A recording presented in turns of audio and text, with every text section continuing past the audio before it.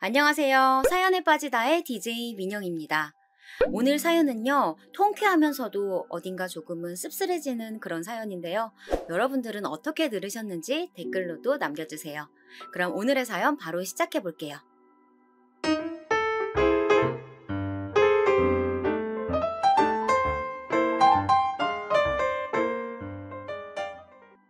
안녕하세요. 저는 30대 후반의 결혼 6년차 워킹맘입니다.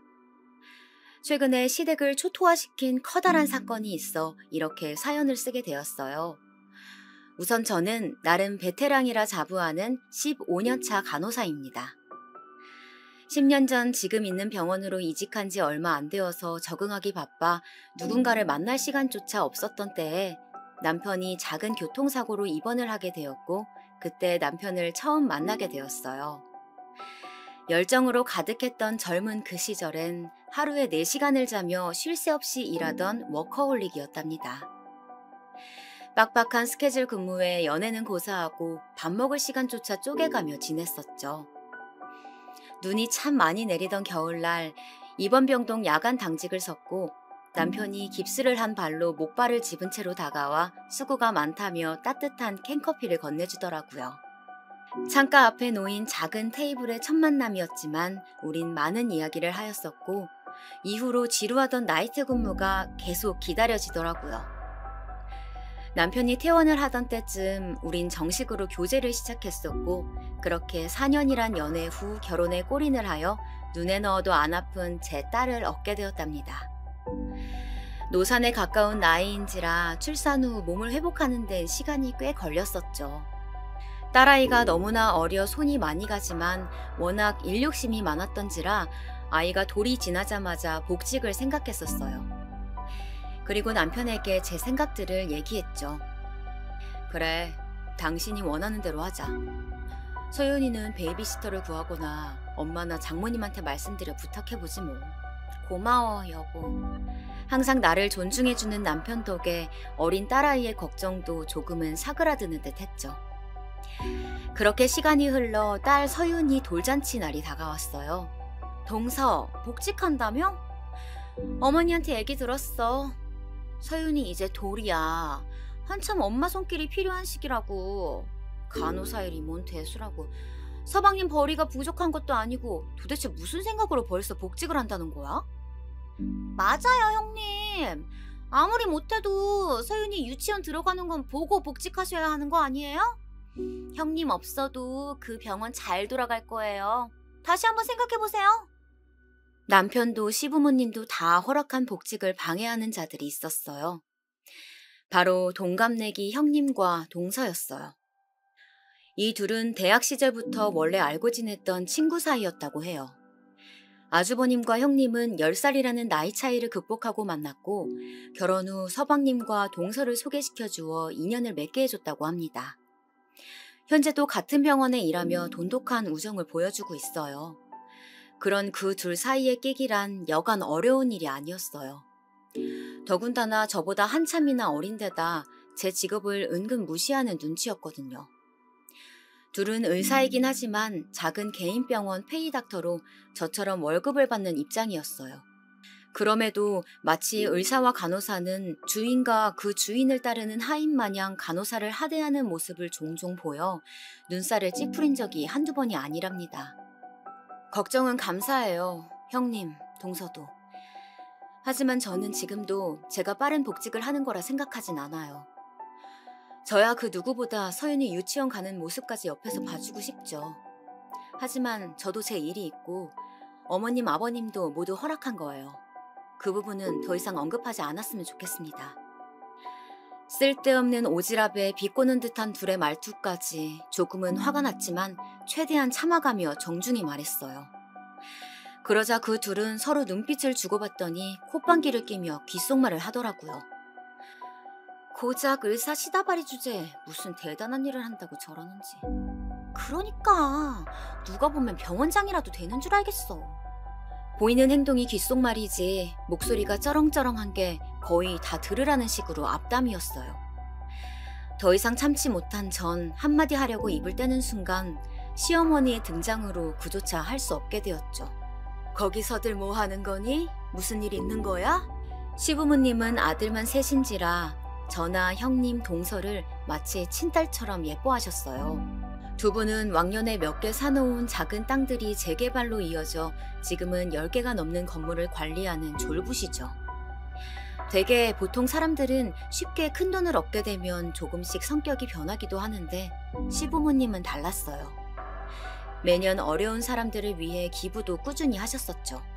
어머니, 저쪽에 어머니 좋아하시는 양념게장 있어서 저랑 막내 동서가 좀 챙겨놨어요. 같이 드시러 가요. 맞아요. 큰형님이 보자마자 어머님 드린다고 챙기더라고요. 그리고 여우 같은 형님과 동서는 그런 시부모님에겐 저와는 너무나도 다른 이중적인 면모를 보여주었어요. 한 번은 서윤이가 태어나기 전 만삭의 몸으로 명절을 보낼 때였어요. 하필 형님은 그 명절에 오른손에 붕대를 감고 나타났고 동서는 고열로 인해 몸져 누웠다며 오지도 않았죠. 결국 낑낑대며 혼자 전을 부쳤고 옆에서 가만히 앉아 TV나 보던 형님은 어슬렁어슬렁 부엌으로 와 부쳐진 전을 간을 본다며 맛보더니 어머 동서! 동태전은 너무 비리고 동그랑땡은 너무 싱겁다. 깻잎전은 좀 짠 것 같은데. 오지전은 또 왜 이렇게 야채들이 제각각이야? 단무지는 길고 버섯은 짧고 먹기 너무 불편한데? 요리 솜씨도 이런데 간호일은 잘하는 거 맞아? 이렇게 말하며 얄밉게 굴었었죠. 다행히 과일을 사놓고 온다며 장을 보고 뒤늦게 나타나신 어머님이 음식 준비를 도와주셨고 어머님 눈치를 보던 형님도 한 손으로 조금씩 음식을 나르며 도와주는 척 하였었죠. 그때를 생각하면 말 한마디 제대로 대받아치지 못했던 제가 너무 후회스러워 아직도 우라통이 치밀어 올라요. 그로부터 며칠이 지나 시아버님의 생신을 앞두고 있었어요. 나가서 외식을 해야 할지 아니면 집에서 간단하게 식사하는 게 나을지 생각하던 찰나 형님에게 전화가 왔어요. 동서, 이번 아버님 생신 말인데 그냥 집에서 간단하게 할까 하는데 어때? 네, 좋아요. 그럼 식사 준비는 어떻게 할까요? 나랑 막내 동서가 가서 준비할게. 동서는 육아에 일까지 한다고 바쁠 거 아냐. 정말 그래도 괜찮으시겠어요? 제가 뭐라도 도울게요. 아니야, 괜찮아. 나나 막내 동서가 돌볼 아이가 있는 것도 아니고 병원에 얘기해서 1시간 일찍 퇴근하고 가서 준비하면 돼. 감사해요, 형님. 웬일로 저를 신경 써주는 게 이상하단 느낌이 들긴 했지만 둘에게는 없는 아이가 저희 집에만 있으니 진심으로 배려를 해주는 거구나 생각했어요. 그게 큰 오산이라는 걸 늦지 않게 알 수 있었죠. 그렇게 아버님 생신날이 다가왔어요. 음식 준비는 도우지 못했으니 케이크라도 사가야지 하며 어른들도 드실 수 있을 만한 달지 않은 고구마 케이크를 하나 사들고 작은 선물과 함께 집으로 찾아가 벨을 누르는데 한참이 지나도 반응이 없었어요.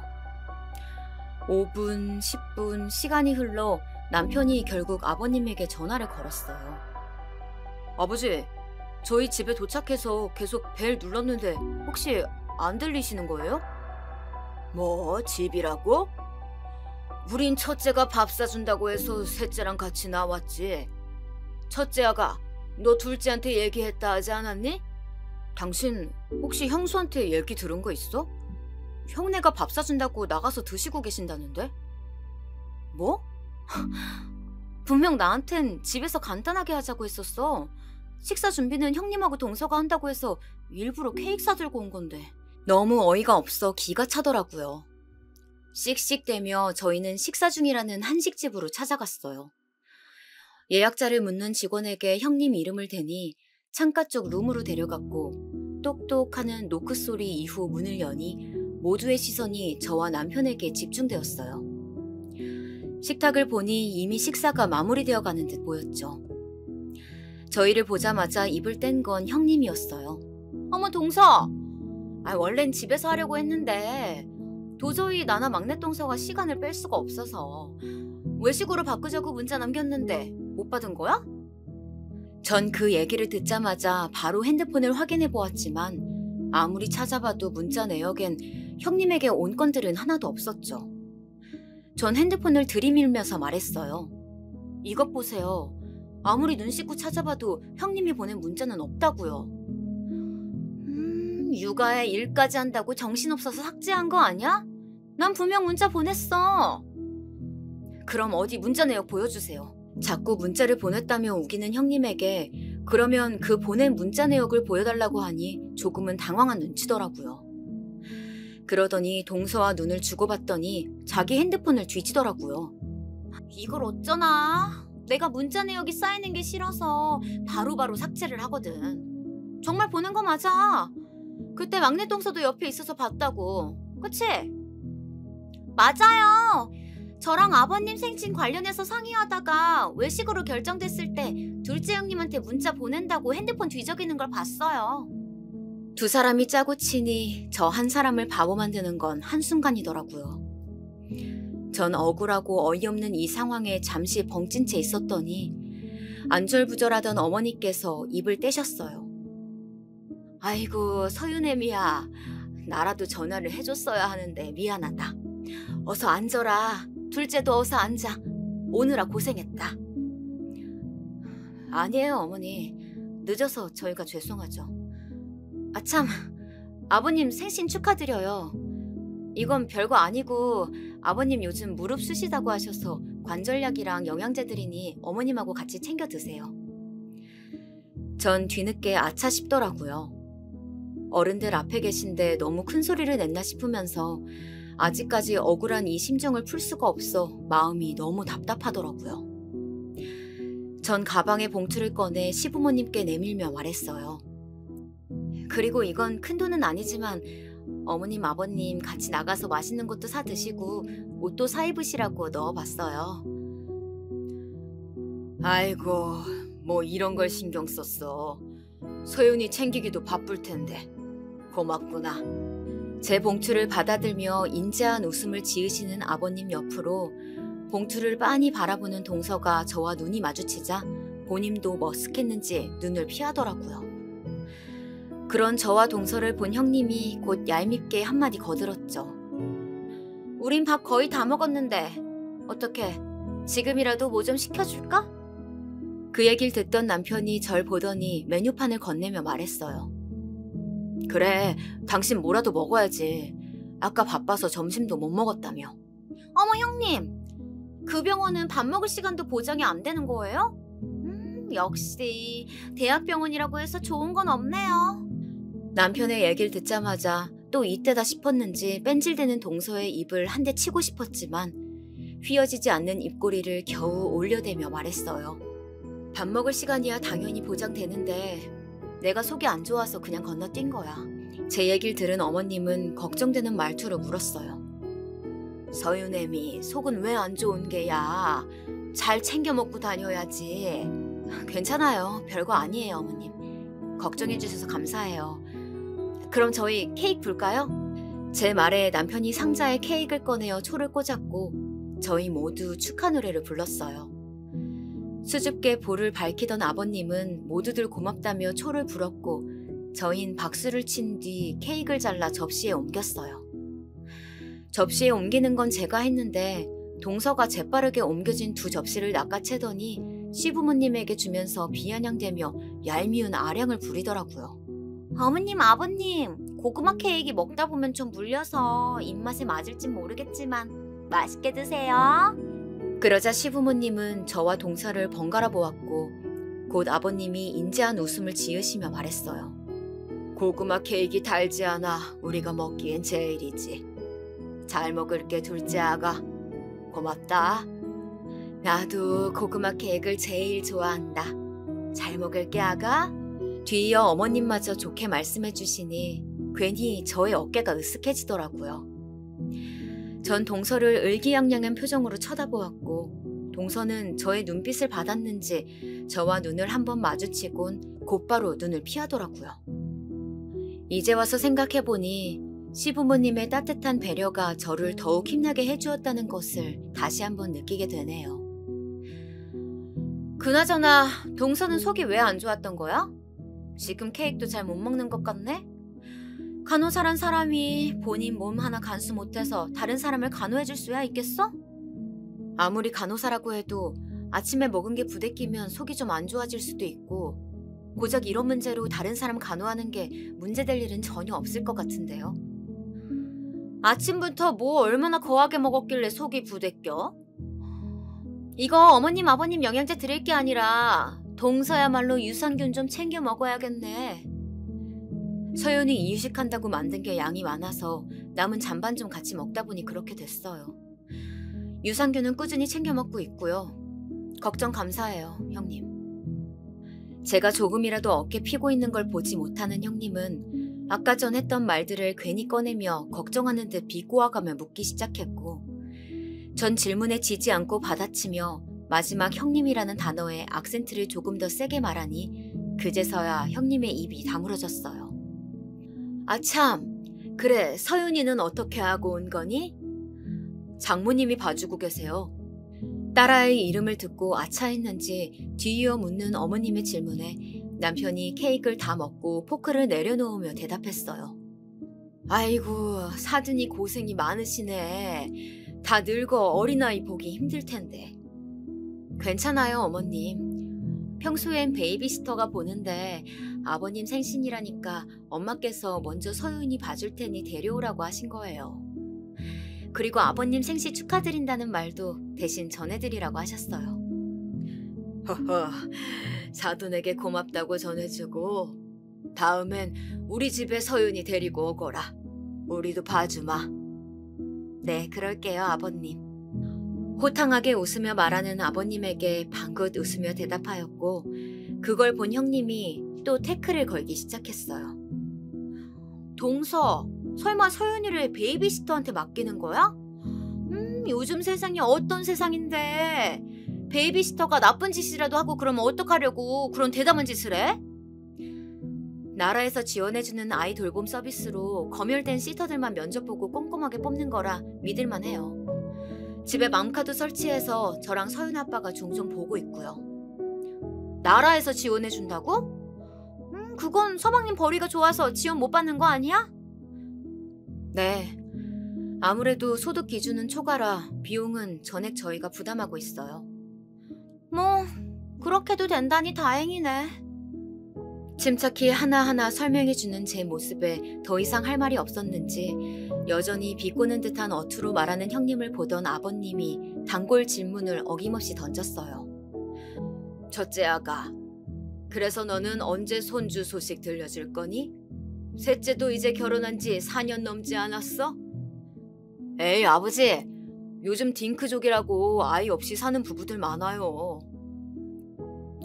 아버님의 허를 찌르는 질문에 입맛이 가셨는지 형님은 케이크 조금 남은 접시 위에 탁 소리나게 포크를 내려놓았고 그런 형님 태도에 눈치를 보던 아주버님이 급하게 대답했어요.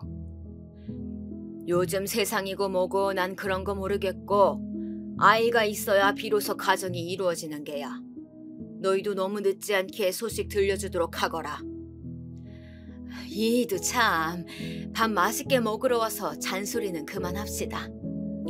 어머님의 제지로 아버님의 헛기침을 마지막으로 짧은 침묵이 오갔고 형님과 동서는 노력해보겠다며 되도 않는 억지 웃음을 지으며 시아버님의 생신은 파했습니다.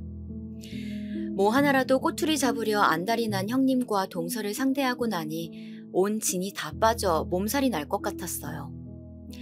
아니나 다를까 다음 날 아침 고열로 인해 몸져 눕는 심세가 되었답니다. 남편에게 얘기를 들은 건지 어머님이 찾아와 병간호를 해주셨어요. 아이고 얼굴 헬스케진 것 봐. 어제도 제대로 된 식사 한 번을 못하더니 아주 뼈밖에 없구나.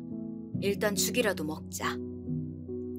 맑은 흰죽을 뜨거울까봐 후 불어가며 떠먹여주시는 어머님에게 전 연신 감사하단 말만 남겼어요. 그렇게 죽을 모두 비우고 얼음이 담긴 주머니를 이마에 올려주신 어머님이 몸이 너무 약해진 것 같다며 아버님께 말해 한약이라도 쥐어주신다는 걸 두 손을 저어가며 괜찮다고 말렸지만 결국 어머님은 아버님에게 전화를 하러 가셨고 그로부터 몇 시간 후 열이 떨어진 것을 본 어머님은 집으로 돌아가셨어요. 그렇게 또 시간이 지나 퇴근 시간쯤 누군가 배를 눌러 어머님이 뭘 두고 가셨나 봤더니 형님과 동서더라고요. 어쩐 일인가 하여 문을 열어주니 팔짱을 낀 채 삐딱한 표정으로 절 보고 있더라고요. 어머, 형님, 동서, 여긴 무슨 일로 오셨어요? 이년 보세? 손님이 왔으면 먼저 안으로 들어오라고 하는 게 예의 아닌가? 순간 전 제가 뭔가 잘못 들은 건가 했어요.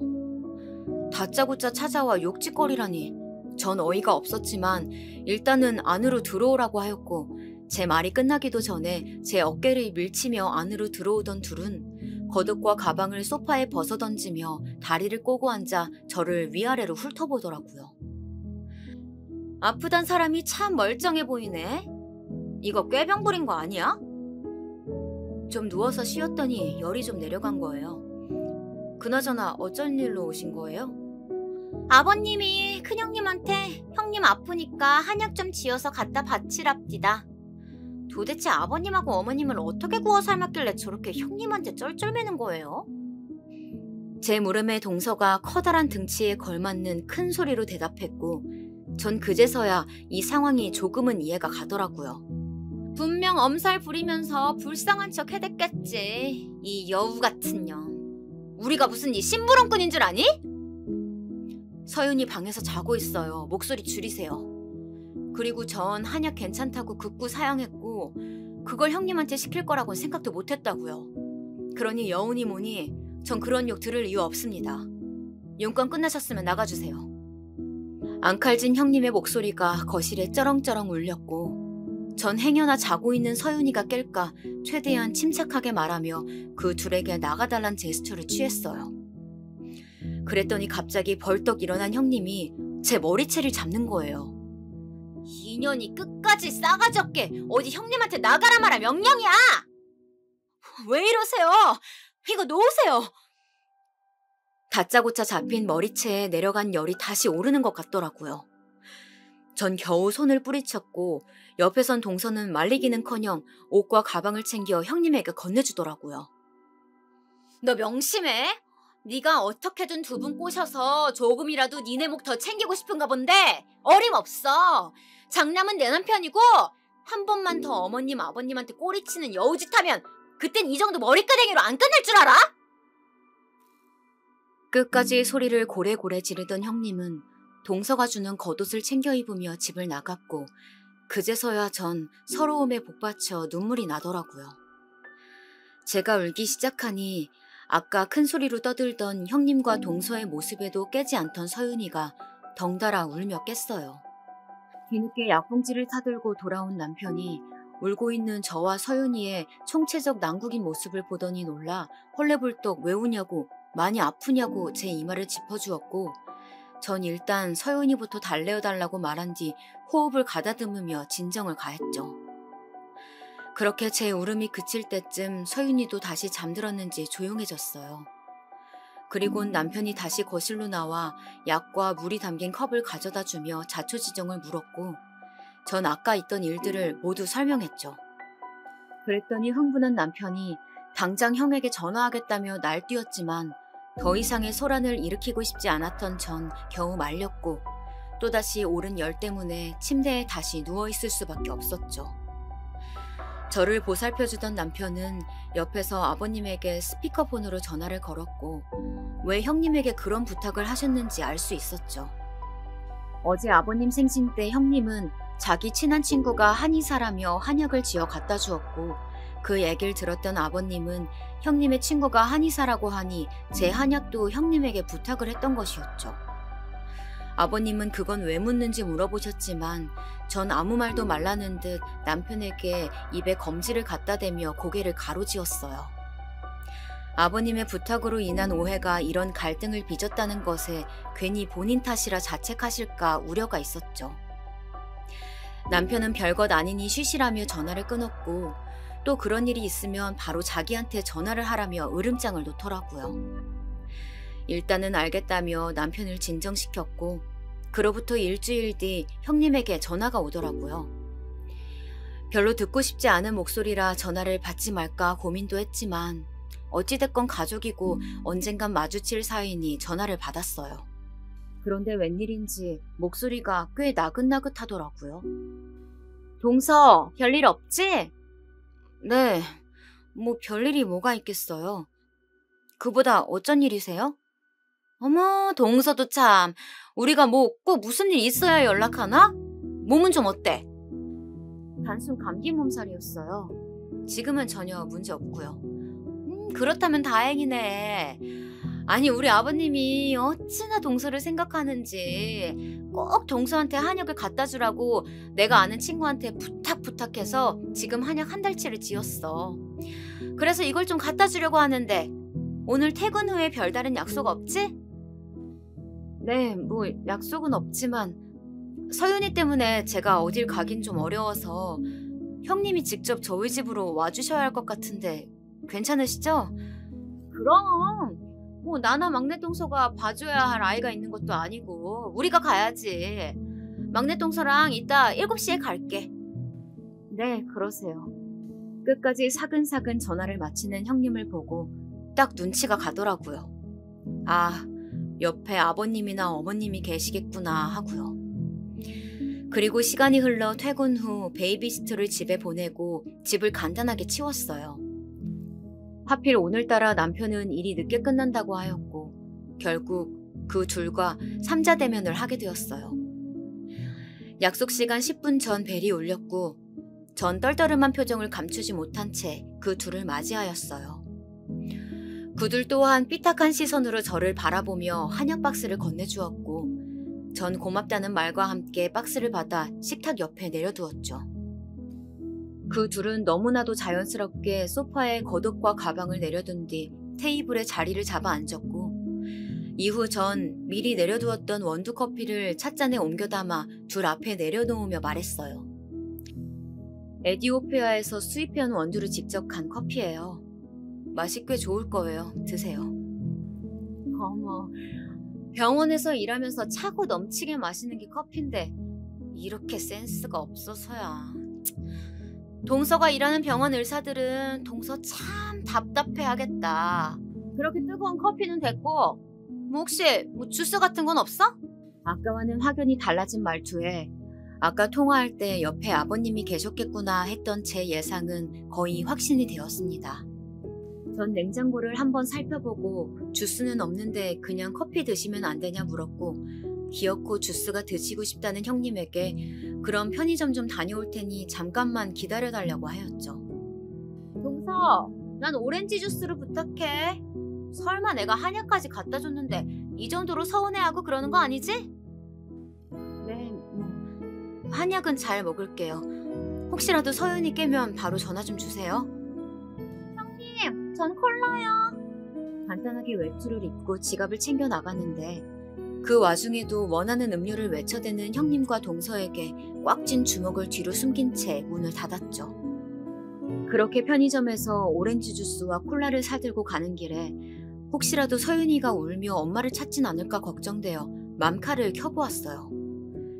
그리고 둘만 남겨진 집에 오가는 대화에 경악을 금치 못했죠. 내가 진짜 입간년 때문에 이런 심부름까지 해야 하냐? 그러게, 혜진이 너도 진짜 대단해. 나 같으면 아무리 아버님이 옆에 있어도 그렇게 곱게 전화하진 못했을 거야. 나라고 뭐 좋아서 그랬겠냐? 그 노인네들 눈밖에 나봤자 좋을 게 하나 없어 그러지. 하여간 늙으면 뒤져야 하는데 노인네들 팔팔한 게 아주 100살까지 살겠어. 야, 넌 무슨 그런 끔찍한 소리라냐? 생각만 해도 지긋지긋하다. 잠깐 들은 대화임에도 손발이 덜덜 떨리더라고요. 전 애써 마음을 침착하게 다잡으며 어플을 종료하였고 집으로 돌아갔습니다. 엘리베이터에 내려서 현관까지 걸어가는데 뭐가 그리 즐거운지 웃음소리가 복도를 다 울리더라고요. 비밀번호를 누르고 집으로 들어서자 둘은 언제 그랬냐는 듯 하던 대화들을 멈추고 웃음기 사라진 얼굴로 절 바라보며 말했어요. 꽤 오래 걸렸네? 저희 아파트 상가가 이쪽 동이랑 반대편에 있어서 앞에 있는 편의점이라고 해도 거리가 꽤 돼서 시간이 좀 걸렸어요. 전 오렌지 주스와 콜라를 주스잔에 따라주며 말했어요. 작은 아주버님은 오늘 많이 늦으시나 봐요?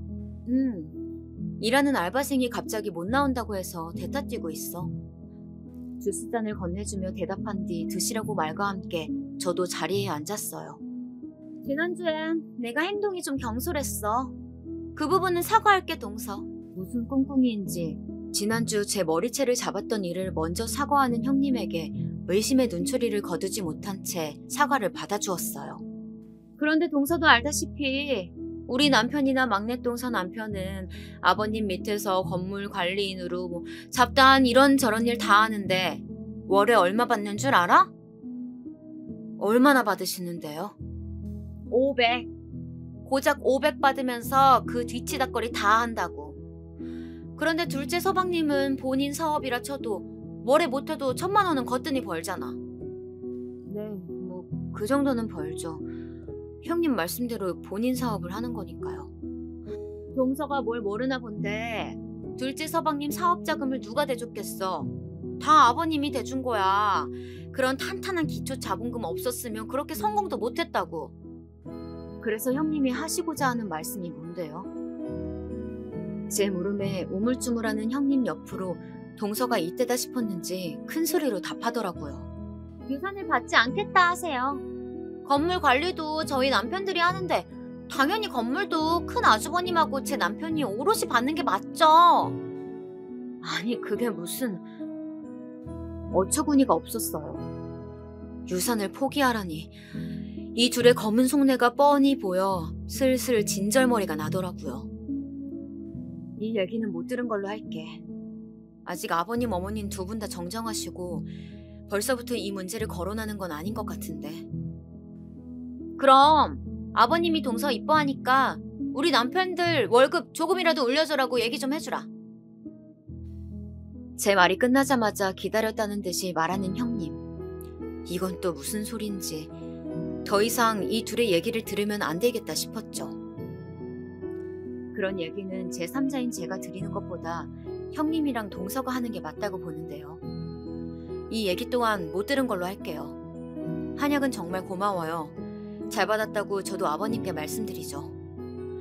용건 끝나셨으면 돌아가 보세요. 저녁 시간대 지났는데 집 가서 아주버님하고 서방님 기다리시겠어요. 제 얘기를 들은 그 둘은 시계를 보더니 시간이 벌써 이렇게 됐냐며 불이 나게 짐을 챙기고 집으로 갔어요. 그리고 곧이어 남편이 돌아왔고 아까 제가 편의점 다녀올 동안 둘이 대화하던 녹음본을 같이 보았죠. 다행히도 저희 집 맘카는 안방을 빼곤 모두 자동 녹화되게끔 설정을 해둔 터라 제가 들은 그 짧은 대화를 제외하고 전과 후 그 둘의 대화를 긴밀히 살필 수가 있었어요. 아까 들었냐? 에디오피아 어쩌고 하면서 또 유식한 척 고상한 척 하는 거. 완전 재수없어. 근데 여긴 저번에 왔을 때도 느꼈는데 집이 좀 큰 것 같지 않아? 이 정도 평수면 한 50평은 되려나? 50평 훨씬 넘지. 난 아직 30평인데. 나도 그래. 근데 우리 집은 평수가 훨 작은데도 이것보다 더러운데 여긴 집도 넓은데 청소는 잘 돼 있네. 청소하는 도우미 아줌마 쓰나 보지. 간호일 하면서 어떻게 집안 청소까지 이렇게 깨끗하게 하겠어. 하긴 둘째 아주버님 버리면 도우미 하나 쓸만하다. 그치? 나 같아도 쓰겠어. 네 남편이나 우리 남편은 생긴 것도 제일 학급이면서 벌이도 변변찮고 잘못 잡은 것 같다. 둘째 서방님이 삼형제 중에선 제일 인물도 괜찮고 여러 방면으로 다 좋은데 하필 이런 늙은 여우가 물어가선. 맞아. 나 진짜 아버님 건물만 아니었으면 당장 이혼했어. 아니 애초에 결혼도 안 했겠지. 이 인간 매일같이 코 골고 먹는 건 왜 또 그렇게 돼지같이 먹는지. 한 공간에 있기만 해도 닭살 돋는다니까. 그러게 내 남편은 딱 사오정에 네 남편은 딱 저팔계네. 이런 이야기를 하며 서로 키득키득 웃는 두 형님과 동서. 남편은 옆에서 보더니 주먹을 꽉 쥔 채 부들부들 떨더라고요. 그걸 본 전 잠시 영상을 일시정지했어요. 저 두 인간 살고 있는 그 30평대 아파트 우리 아버지가 형하고 동생 결혼할 때 해준 거야. 우리는 손 하나 안 벌리고 둘이 아껴감을 모은 걸로 20평대에서 옮긴 건데 그런 것도 모르고. 나는 알지 여보. 허영심만 가득 찬 저 둘이 그런 것까지 알겠어. 전 떨고 있는 남편의 두 손을 꽉 붙잡아 주었고 영상을 다시 재생했어요. 아 진짜 너무 웃겨. 근데 저 한약은 얼마 줬어? 저거 내가 버리는 약재들로 구색만 맞춰달라고 해서 얼마 안 줬어. 내가 진짜 이간년 때문에 이런 심부름까지 해야 되냐? 그러게 혜진이 너도 진짜 대단해. 나 같았으면 아무리 아버님이 옆에 있어도 그렇게 곱게 전화하지 못했을 거야. 나라도 뭐 좋아서 그랬겠냐? 그 노인네들 눈밖에 나봤자 좋을 게 없어서 그렇지. 하여간 늙으면 뒤져야 하는데 노인네들 팔팔한 게 아주 100살까지 살겠어. 야, 너 무슨 그런 끔찍한 소리라냐? 생각만 해도 지긋지긋하다. 곧이어 제가 아까 봤던 그 대화 내용도 나오더라고요. 그리고 전 저 한약을 당장 가져다 버려야겠다고 맘먹었죠. 그나저나 저번에 내가 머리채 잡고 지랄한 거 혹시 노인네들한테 떠벌리진 않았겠지? 말했다면 진즉에 우리 불려가서 뭐라 했을 것 같은데 잠잠한 거 보니까 아직 안 한 것 같은데? 야, 우리 이따 얘 오면 제안 하나 할까? 제안? 무슨 제안? 유산 포기하라고. 그것도 안 되면 노인네들이 예뻐해주니까 네 남편하고 우리 남편 월급 좀 올려달라고 부탁 좀 해달라고 말해보는 거야. 전혀 안 들어줄 것 같은데. 당근 안 들어주지. 그냥 말만 던져보는 거야. 어떻게 반응하나. 까놓고 말해서 건물 관리는 네 남편이랑 우리 남편이 다 하는데 유산도 오롯이 받는 게 맞지. 둘 월급이라고 해봤자 서방님 한 달에 버는 것보다 한참 모자라는데. 그것도 맞지. 지는 돈 잘 버는 번듯한 남편도 있으면서 유산까지 똑같이 나눠받길 바라면 욕심이지. 고작 간호사인 주제에 의사인 우리 둘 앞에서 유식한 척 해대고 그깟 애 좀 있다고 유난해. 아휴. 그리고 노인네들 지금 시대가 어떤 시대인데 자꾸 애 타령하냐? 맞아. 진짜 그놈의 손주 타령 아주 지겨워 죽겠어. 지금 남편인지 돼지인지 모르는 이작자랑 같이 있기도 싫어서 각방 쓰는 마당에 손주는 무슨. 너네 아직도 각방 써? 그러고 보니까 각방 쓴 지도 벌써 2년 다 돼가네. 막내 서방님은 가만히 있어? 최근까지만 해도 애교 부리면서 달라붙는데 피곤하다며 떼어놓고 있지. 이 지도 거의 1년째야. 너흰 뭐 그냥 거의 쇼윈도 부부네. 이제는 형님이라고 부르기 싫어진 이 여자의 마지막 말에 둘은 서로 뭐가 그리 즐거운지 하하호호 웃어대다가 곧 제가 등장하였고 비밀번호 눌리는 소리에 웃음기 싹 거친 얼굴로 저에게 했던 말 그대로 꽤 오래 걸렸네 하는 형님의 말을 뒤로 전 아는 내용이기에 욕실로 들어갔습니다. 씻고 나오니 허탈한 표정으로 가만히 핸드폰만 바라보던 남편은 곧 여자 볼 줄 모르는 바보 같은 형과 동생 때문에 제가 고생이라며 저한테 미안하다고 하더라고요. 저는 괜찮다며 남편을 토닥여 주었고 당장 시부모님께 이 영상을 보여주러 가겠다는 걸 조금만 참았다가 다음에 기회를 보고 다 같이 있을 때 말하자며 남편을 설득했어요. 물론 이 녹화 영상은 저장해 두었고 때가 되면 꼭 밝히리라 다짐하며 꽤 고단했던 하루를 마무리했어요. 그렇게 또 육아와 병원 일에 바쁜 나날들을 지내며 대학 동기들 모임이 있어 반가운 친구들을 오랜만에 만났어요. 맞다. 유진이 너 이번에 병원 옮겼다고 하지 않았어? 그 중에서 제일 친하게 지냈던 유진이의 안부를 물었죠. 그러다 뜻밖의 소식을 들었어요. 땡땡 피부과라고 역 바로 앞에 있는 곳이라 교통이 편하더라고. 땡땡 피부과? 거기 우리 형님하고 동서가 페이닥터로 있는 곳인데? 알고 보니 유진이가 이직한 병원은 형님과 동서가 같이 일하는 피부과였더라고요. 뭐? 그럼 혹시 김혜진이랑 이정은 맞아? 맞아. 어떻게 얘기 듣자마자 바로 안 해? 그 둘 형님 동서 사이로 친한 거 병원 사람들 다 알거든. 그리고 여기 부원장은 고작 그렇게 둘 뿐이야. 여기 병원도 위치가 좋아서 장사가 잘 되는 거지 실력은 새 원장들 다 영꽝이야. 그나저나 그 두 부원장이 너네 시댁 식구라니 대박이다. 그 둘 병원에서 굉장히 소문 안 좋아. 그리고 유진이를 통해 들은 얘기는 더욱 충격적이었습니다. 간호사들한테 지들 스타킹 심부름은 기본이고 여기 건물주가 자기 시부모라면서 곧 자기들이 여기 병원도 인수할 거라면서 벌써부터 큰 소리 치고 다니고, 더 대박인 건 여기 병원 대표원장이랑 네 형님이라는 김 부원장이랑 서로 불륜 저지르는 걸 목격한 사람이 한 줄이 아니라는 거야. 최근에는 둘이 무슨 거래처 접대한다면서 영수증 끊어온 것 중에 모텔도 있더라니까. 그리고 네 동서라는 이 부원장은 허구한 날 밥 먹을 때마다 지 남편을 그렇게 욕을 하며 툴툴댄다. 뭐? 좀 더 자세히 말해줄 수 있어? 내가 이 병원에 이직한 지 얼마 안 돼서 회식을 했어. 뭐 환영의 명목으로 시작한 회식이었는데 그 회식 자리에서 네 동서란 사람은 그때도 어김없이 자기 남편을 그렇게 흉보더라고. 그리고 네 형수는 그날 대표원장 옆자리에 앉아 있었거든? 내가 젓가락 떨어뜨려서 죽는다고 식탁 밑으로 들어가니까 서로 손을 잡고 있더라고. 그때 소문이 사실이란 걸 확신했지. 유진아, 혹시 그걸 증명할 수 있을 만한 걸 내가 받아볼 수 있을까? 이런 중요한 내용을 나만 알기도 뭐하고, 그렇다고 증거 없이 말하긴 리스크가 너무 커서 그런데 부탁 좀 해도 될까? 두 손 꼭 잡고 부탁하는 제 모습을 본 유진이는 흔쾌히 부탁을 들어주기로 하였고, 이 엄청난 내용을 전 집에 가자마자 남편에게 얘기했습니다. 그게 사실이면 얼른 형이나 진욱이한테 얘기해야지. 안 돼, 여보. 지금 말하면 괜한 불화만 일으킬 뿐이야.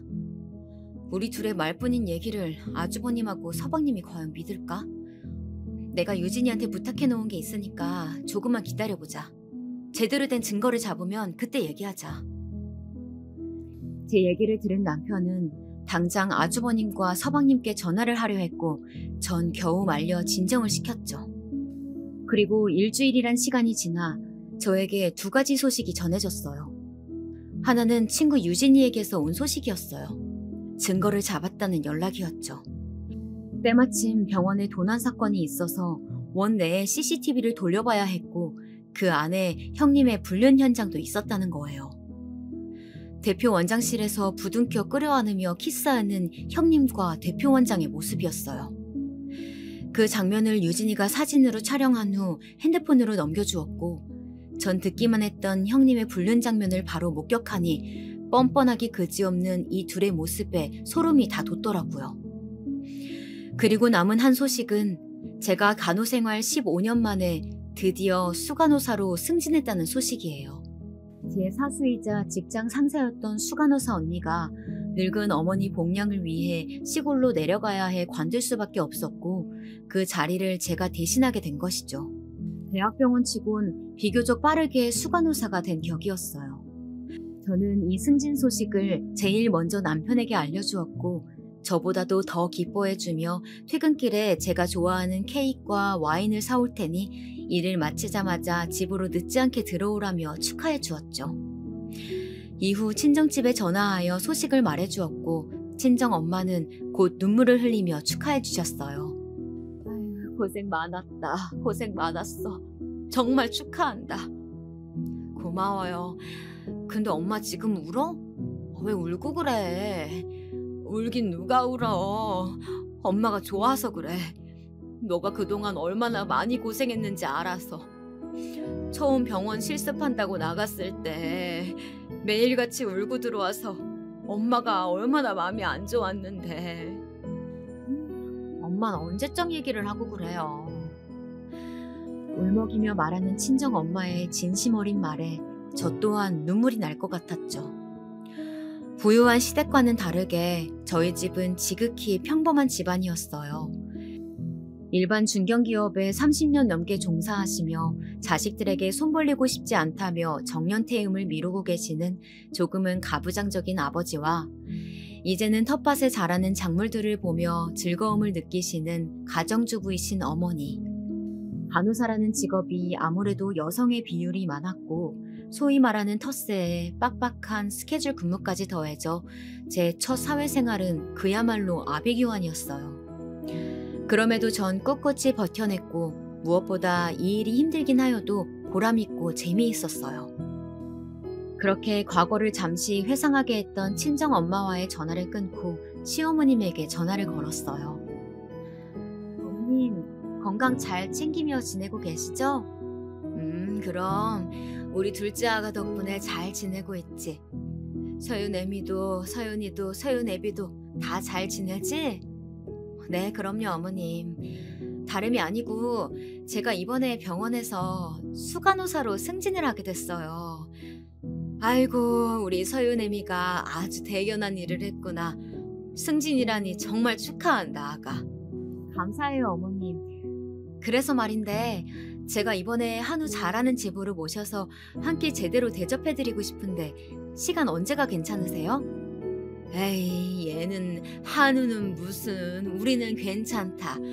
그 돈으로 너희들 맛있는 거 하나라도 더 사 먹어라. 아니에요 어머님. 제가 진심으로 대접해드리고 싶어서 그래요. 저 이번에 승진 보너스도 나와요. 아이고, 그래.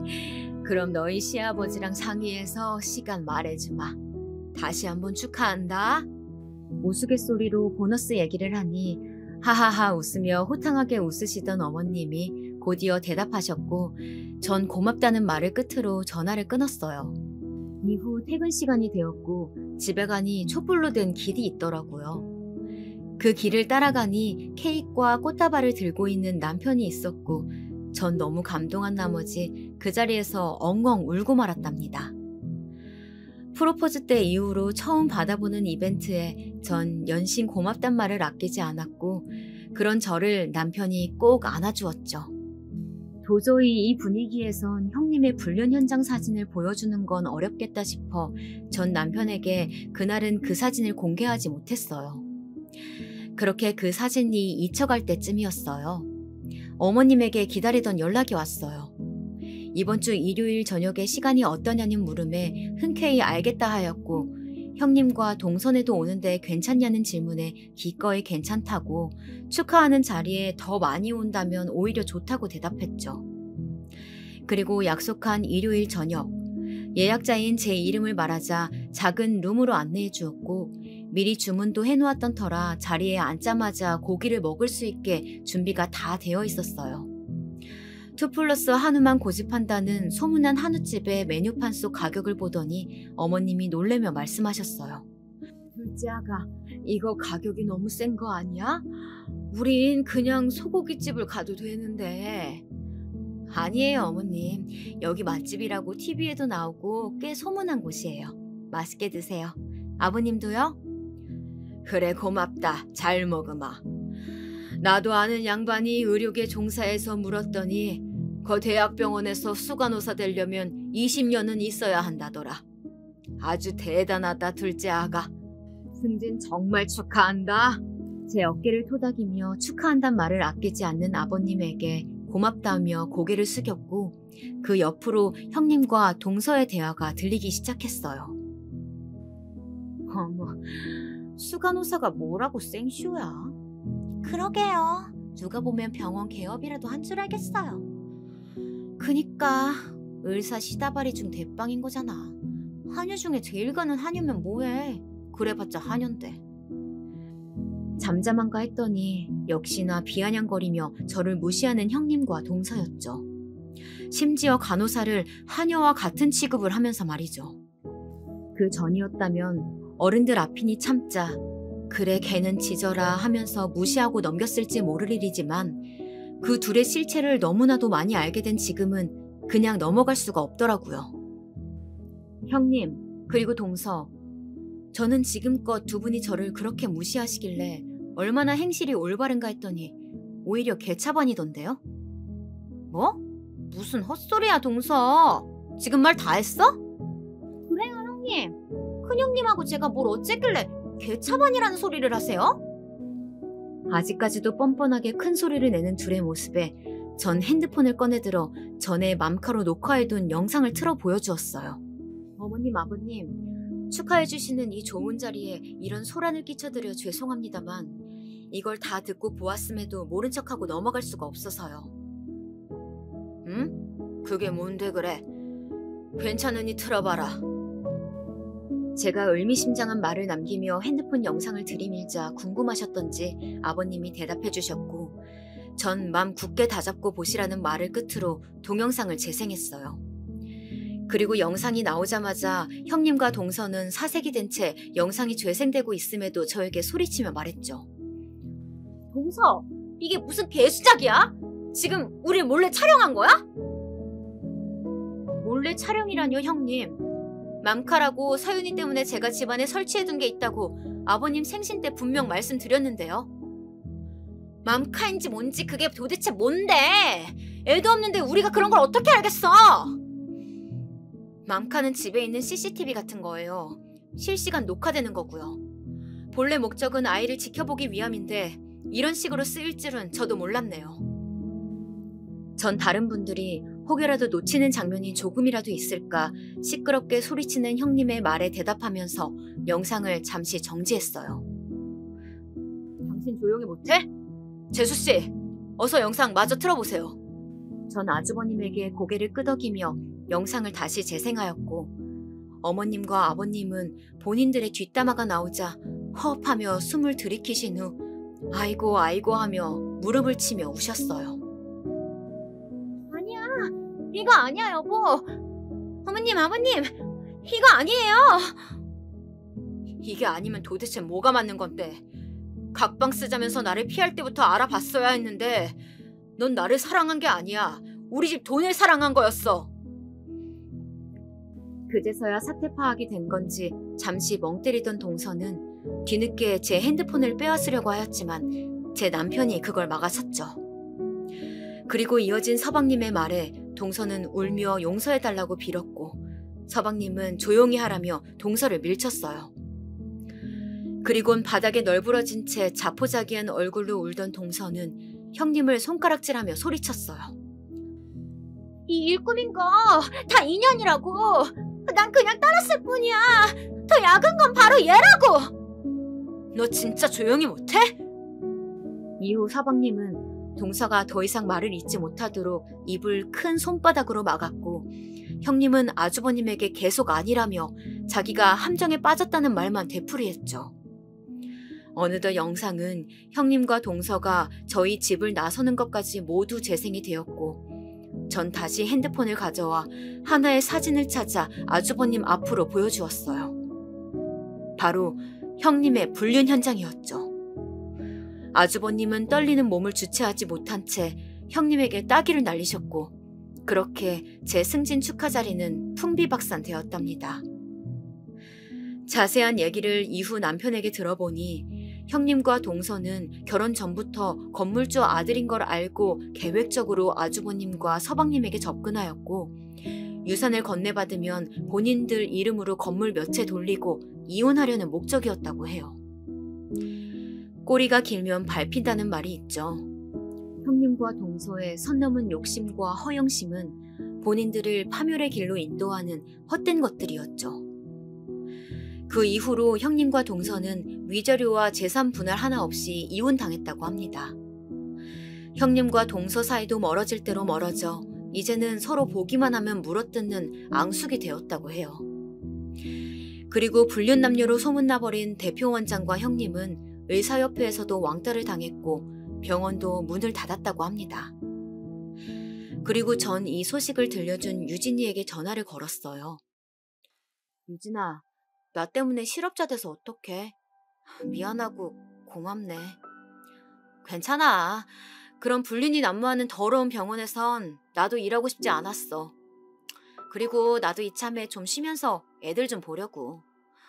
워킹맘 이거 여간 힘든 게 아니잖냐. 유진이의 마지막 말이 와닿더라고요. 대한민국에서 워킹맘으로 살아간다는 건 아직까지 꽤 힘든 일인 것 같습니다. 회사 눈치 보랴, 아이 눈치 보랴, 집안일 하랴 이런 힘든 환경 속에서도 아이를 위해 가정을 위해 일하시는 이 시대의 대한민국 워킹맘들 모두 힘내시고요. 이후로 저에겐 시댁에 스트레스 주던 둘이 사라져서인지 곧 평화가 찾아왔어요. 모든 일이 밝혀지던 그 일이 있고 이후 며칠이 지나 둘째 임신 소식을 들었고 이 소식은 모두에게 지금까지 일들을 씻어줄 만한 힘을 가져다 주었답니다. 남편은 물론이고 시어머님은 그런 저를 얼싸안은 채 고맙다고 우셨고 시아버님도 저의 어깨를 두드리며 둘째 아가가 우리 집의 복덩이라며 축하한다고 고맙다고 말을 아끼지 않으셨어요. 혹시라도 이 일로 저를 원망하진 않을까 걱정도 되었던 아주버님과 서방님은 되려 저에게 그런 사기 결혼을 더 늦지 않게 멈출 수 있도록 도와주어서 고맙다 하셨고 저도 괜한 걱정을 하였다는 걸 뒤늦게 깨달았답니다. 그렇게 시댁도 조금씩 웃음을 되찾아갔답니다. 그럼 지금까지 저의 긴 얘기를 들어주셔서 감사합니다.